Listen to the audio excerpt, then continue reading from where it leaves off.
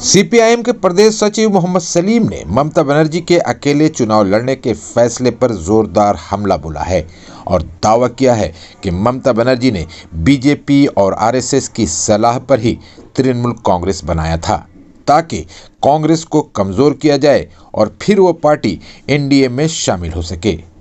मोहम्मद सलीम ने कहा कि इतिहास गवाह है कि ममता बनर्जी हमेशा लोकसभा चुनाव से ठीक पहले पलटी मारती हैं। इस बार भी उन्होंने वही किया है, इसमें नया कुछ भी नहीं है।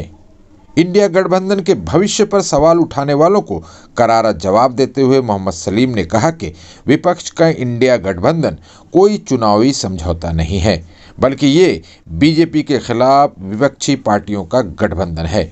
चुनावी गठबंधन राज्य स्तर पर अपने तरीके से किया जाएगा।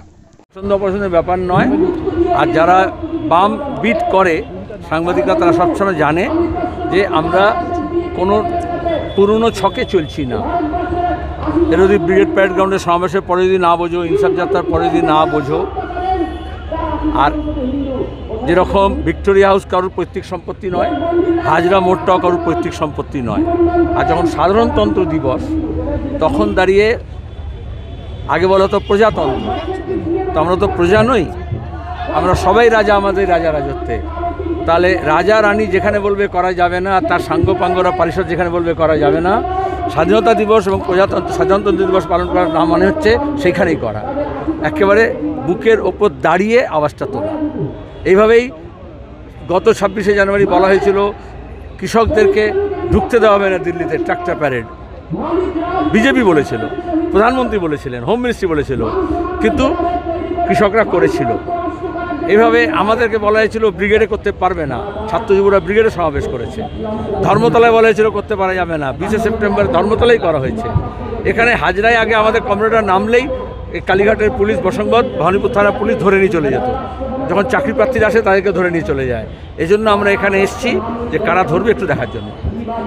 সেলিমদা, জয়রাম রমেশ গতকাল মমতা বন্দ্যোপাধ্যায়কে চিঠি দিয়েছেন এবং তিনি বলছেন যে ন্যায় যাত্রায় মমতা বন্দ্যোপাধ্যায় যাতে একদিনের জন্য হলেও অংশগ্রহণ করে থাকেন।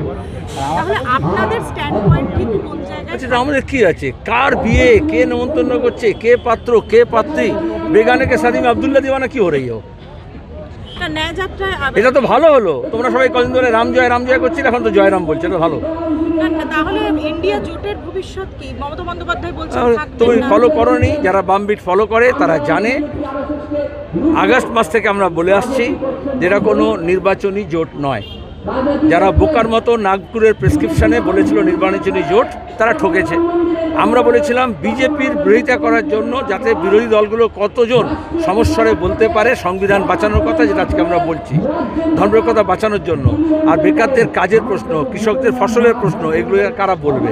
সেখানে মমতা ব্যানার্জি গোসা হয়েছে, কারণ তিনি বলেছেন আমাকে পদ দাও, নাহলে বিপদ বাড়াবো। এখন এনডিএ সঙ্গে যেতে পারি, আবার ধর্ম থাকতে পারি, জিরাপও থাকতে পারি। তার যা সব কটা লোকসভা নির্বাচনের আগে তুমি দেখবে 1999-তে তিনি বিজেপির সঙ্গে গিয়েছিলেন, 2004-এ তিনি বিজেপির সঙ্গে গিয়েছিলেন, 2009-এ তিনি কংগ্রেসের সঙ্গে গিয়েছিলেন, আর 2014 থেকে তিনি বলেছেন যেখানে দরকার হবে আমি ডেকোরেটরের বাঁশের মতো সেখানে ভাড়ায় চলে যাব। সুতরাং যারা ভালো করে প্যান্ডেল তৈরি করতে চায় তারা এই বাঁশ ব্যাপারে আগে থেকে সাবধান থাকে, আর বাকিরা মনে করে বাঁশ থাকুক। মমতা বন্দ্যোপাধ্যায় সম্পর্কে কিছু নমনীয় একটা অবস্থান নিচ্ছে দেখা যায়। মল্লিকার্জুন খড়গে ফোন করছে মমতা বন্দ্যোপাধ্যায়কে। আমি কি করব? রাজনীতিতে নমনীয় ভাব দেখানো উচিত।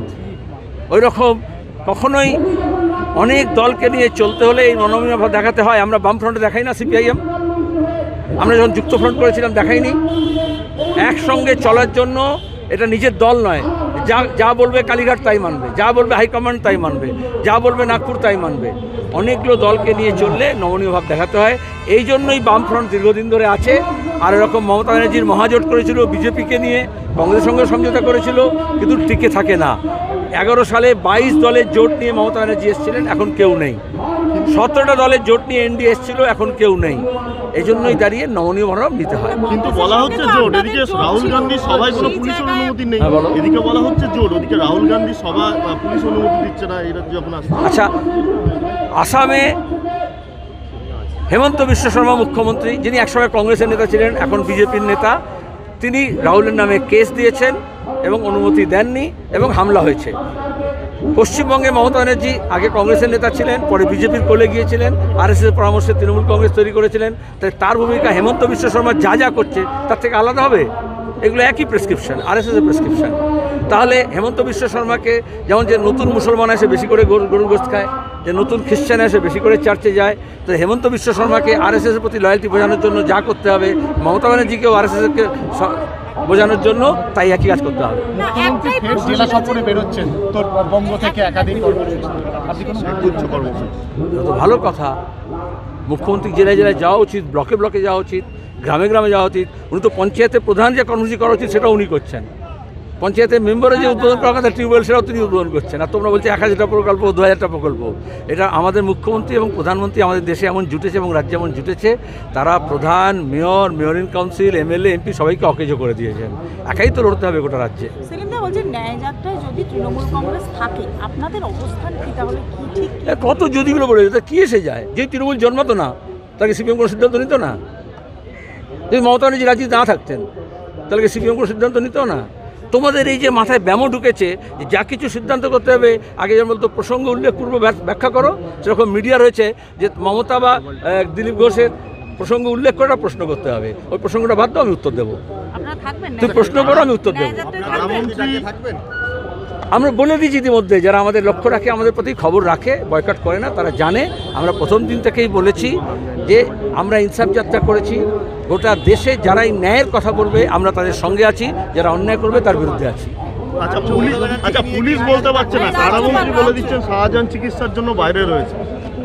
আসলে কি এটা ওয়ান স্টেপ ফরওয়ার্ড বলে, যে ধরা পড়লে জেলে যাবে। তো মমতা ব্যানার্জি অলরেডি জেল মন্ত্রীকে অ্যাক্টিভেট করে দিয়েছেন এবং এটা বোঝা যাচ্ছে যে জেল হেফাজতে ইডি সিবিআই না পাঠালেও শাহজাহানকে, বিজেপি কিন্তু জেল মন্ত্রীর হেফাজত, তৃণমূল কিন্তু জেল মন্ত্রীর হেফাজতে রেখেছে শাহজাহানকে, তো বোঝা গেল।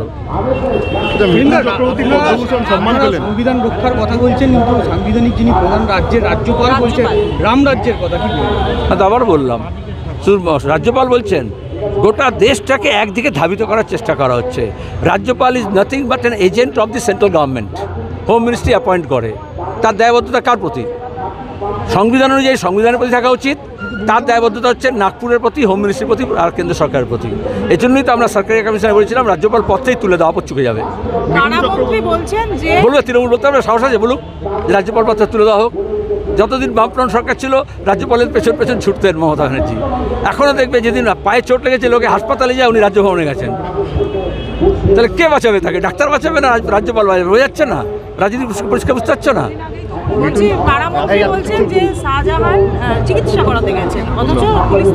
তাহলে আমার মনে হচ্ছে মমতা ব্যানার্জি চোট লাগিয়েছে এই জন্যই যে শাহজাহান এবং মমতা ব্যানার্জি দেখা হয় হাসপাতালে, একই জায়গায় চিকিৎসা করতে যাবে।